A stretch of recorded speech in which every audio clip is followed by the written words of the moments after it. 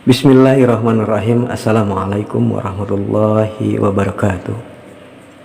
Bismillahi tawakkaltu ala Allah, la haula wa la quwata illa billah. Di kesempatan ngaji kali ini adalah berisi tanggapan Buya atas pertanyaan, benarkah bahwa Muhammad itu sesat sebelum diangkat menjadi nabi? Dengan tegas Buya menjawab tidak, yang tentunya setelah disampaikannya argumen-argumen sebagai dasar penjelas atau jawabannya. Untuk lebih jelasnya kita simak bersama paparannya. Semoga bermanfaat dan dapat menambah pengetahuan kita semua. Itu saja sedikit sebagai ulasan di awal ngaji kita kali ini. Terima kasih. Wassalamualaikum warahmatullahi wabarakatuh.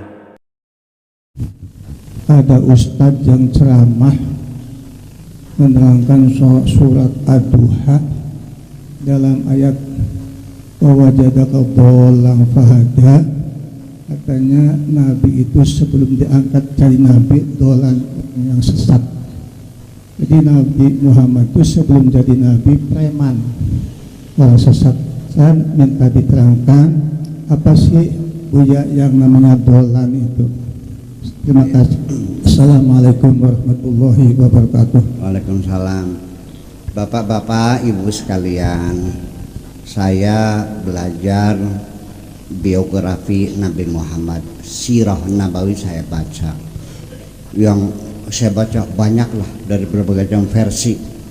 Ada orang Syiah, orang Mu'tazilah, orang Jabariyah, Qadariyah, Ahli Sunnah, saya baca semuanya itu. Semua saya baca, saya kesimpulan tidak jelas. Yang jelas dari mana? Yang jelas adalah dari Allah Subhanahu wa Ta'ala yang menciptakan Kanjeng Nabi. Dia lebih tahu siapa Nabi. Dari cerita Nabi di dalam Al-Quran lebih jelas daripada yang diceritakan orang lain. Betul nggak? Orang cerita dari luar. Ini istri sendiri yang tiap hari tidur bareng, kadang-kadang tidak bisa menjelaskan suaminya kok. Betul nggak? Masih banyak sisi gelapnya yang tidak tahu, apalagi dari luar. Banyak istri nggak tahu suaminya koruptor kok. Betul nggak? Saya begitunya dari mana usul terima aja mencak nanya lah, pokoknya halal dah. Dia nggak tahu, baru tahu setelah suaminya tangkap KPK kan gitu. Anak sama sama, apalagi dari orang luar, apalagi orang menilai dari luar itu pasti subjektivitasnya melekat. Betul nggak? Like and dislike. Kalau kita senang pasti ceritanya yang bagus. Kalau kita tidak senang ceritanya yang jelek-jelek. Begitu. Orang Mu'tazilah akan menafsirkan sesuai dengan streamline dari akidah Mu'tazilahnya. Betul enggak? Orang Syiah juga streamline Syiahnya. Orang Syiah mengatakan bahwa Nabi Muhammad pernah wasiat yang jadi khalifah harus Ali. Abu Bakar itu merampok kata merekanya. Betul enggak? Lah iya. Kata orang ahli sunnahnya, Ali tidak punya bukti, Abu Bakar punya bukti bahwa waktu Nabi masih hidup orang yang disuruh menyolati, mengimami sholat subuh itu Sayyidina Abu Bakar. Itu sebagai isyarat bahwa yang berhak menjadi khalifah adalah Abu Bakar. Pertengkaran itu sampai sekarang belum selesai, terus saling bunuh membunuh sampai sekarang. Bayangkan 1400 tahun lamanya umat Islam saling bunuh membunuh sampai sekarang. Paham nggak? Oleh karena itu saya tidak mau terlibat dalam hal ini, karena saya orang Indonesia dan itu ya sudah kan begitu. Oke, kita kembali. Nabi Muhammad itu digambarkan oleh orang adalah miskin, nggak punya apa-apa, kan gitu. Nggak masuk akal. Mana mungkin pemimpin melarat? Ada nggak presiden kere? Tuh. Kemudian itu Nabi Muhammad begini. Sekarang saya mau nanya, ini Nabi Muhammad sesat. Oke, kita cerita aja dulu. Gimana sesatnya? Seperti apa Kanjeng Nabi? Kanjeng Nabi itu boro-boro sesat Pak, hidupnya sejak kecil sengsara. Dia lahir tidak pernah melihat wajah bapak, betul nggak?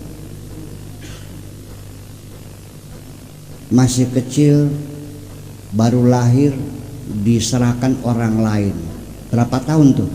2 tahun. Siapa yang orang lain semuanya? Halimatus Sa'diyah.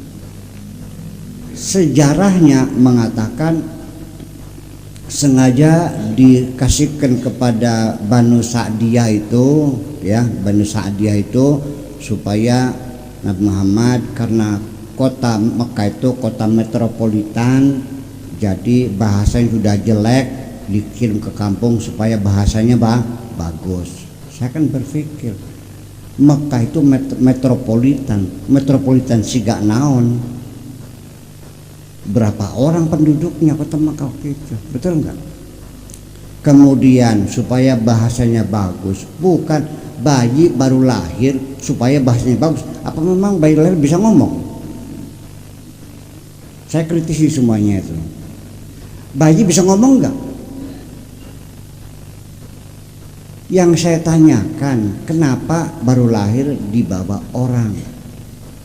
Katanya, alasan lagi, tradisi di Arab, anak bangsawan itu kalau lahir disusui oleh orang lain supaya ibunya teteknya tetap kencang. Sebab kalau anaknya 4 nyusu semua bisa disampirkan ke pundak. Oke, saya bantah semuanya itu. Bukan. Mungkinkah ada seorang ibu melahirkan anak diserahkan orang lain 2 tahun? Tega nggak Bu? Manusiawi dari dulu sampai sekarang sama. Nilai-nilai kemanusiaan sama. Budaya berbeda tapi kemanusiaan adalah sama.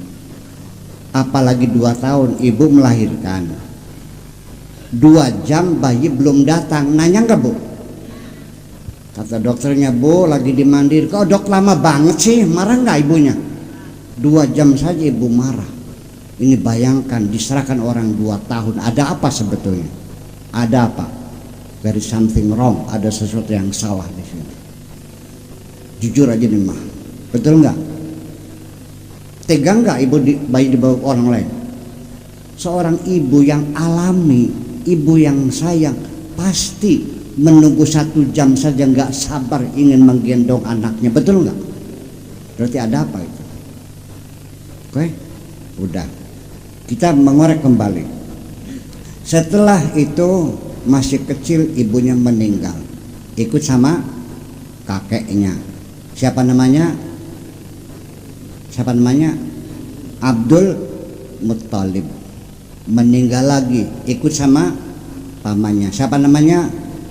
Abu Talib. Disuruh menggembala apa? Menggembala kambing.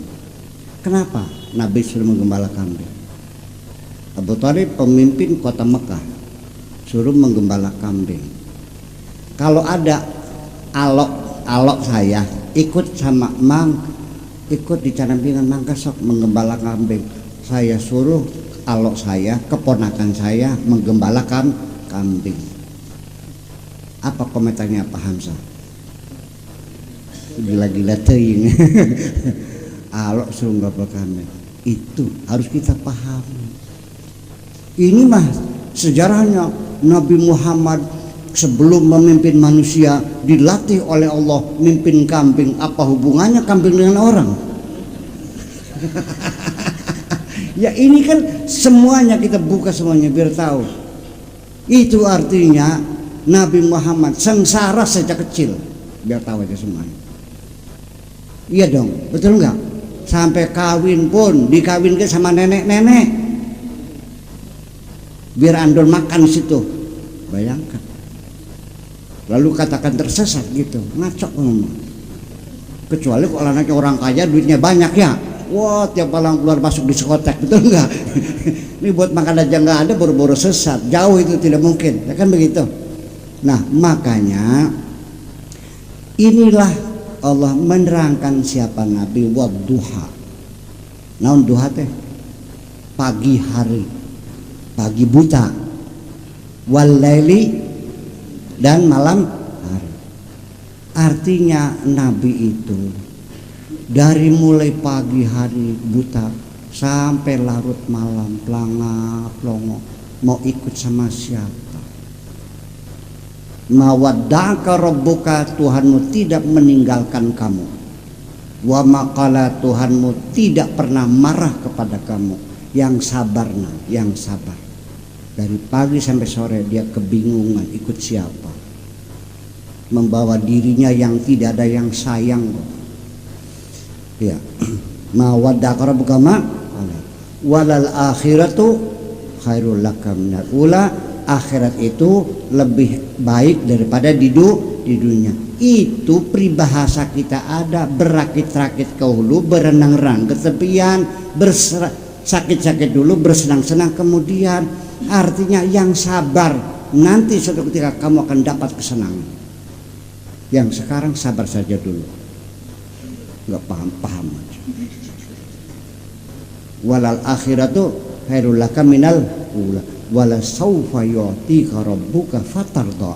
Nanti juga pasti bakal dikasih. Memang saufa bakal ya nanti, tapi kan ada kepastian. Wala saufa, lamnya lam tahu wala saufa, pasti nanti akan, betul nanti akannya, tapi sudah dipastikan.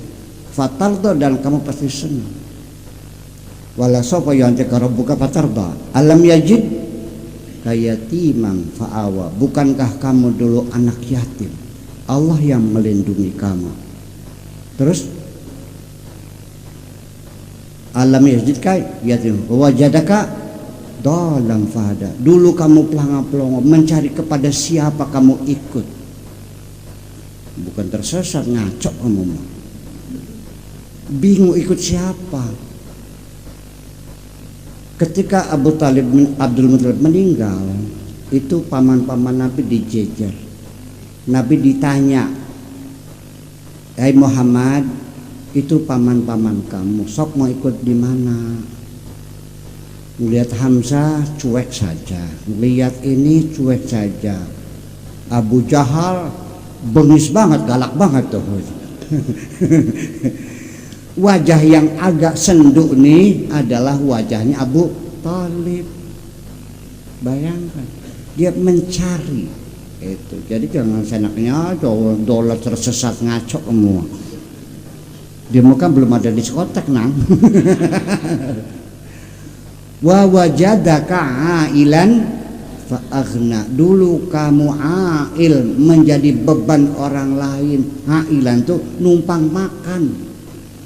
Makanya ailah itu artinya ala ya'ulu, artinya menjadi beban orang lain, ikut makan sama orang. Paham nggak? Wa wajadaka dhalan fada wajadaka ailan fa'aghna. Itulah sebabnya karena Nabi mengalami penderitaan yang luar biasa, jadi anak yatim, nggak ada yang sayang, disentak-sentak, dicaci maki. Makanya amit-amit pitung turunan aja tine mati nemu kayak kula sengsarane. Makanya dia pesan sekali, itu manifestasi dari penderitaannya. Makanya wajadaka anfaqna fa ammal yatima fala taqhar. Pesan penting, jangan sampai anak yatim dibentak-bentak seperti aku ini. Mana sebenarnya yang lengkap dong, nafsunya jangan anak-anak aja gimana. Alam yajidka yatiman famal yatim fala taqhar wa amsaila fala tanhar. Kalau ada orang minta-minta jangan sampai disakiti, kasih semuanya. Terus wa amma bi ni'mati rabbika fahadits. Ini juga salah lagi. Fahadits tahaddusan bin ni'mah. Masa nikmat diceritakan? Paham, saya dapat uang 10 miliar diceritakan, dirampok.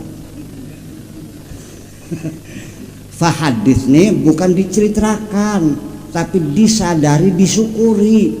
Dalam kesadaran kita punya nikmat, supaya jangan medit barangnya mah.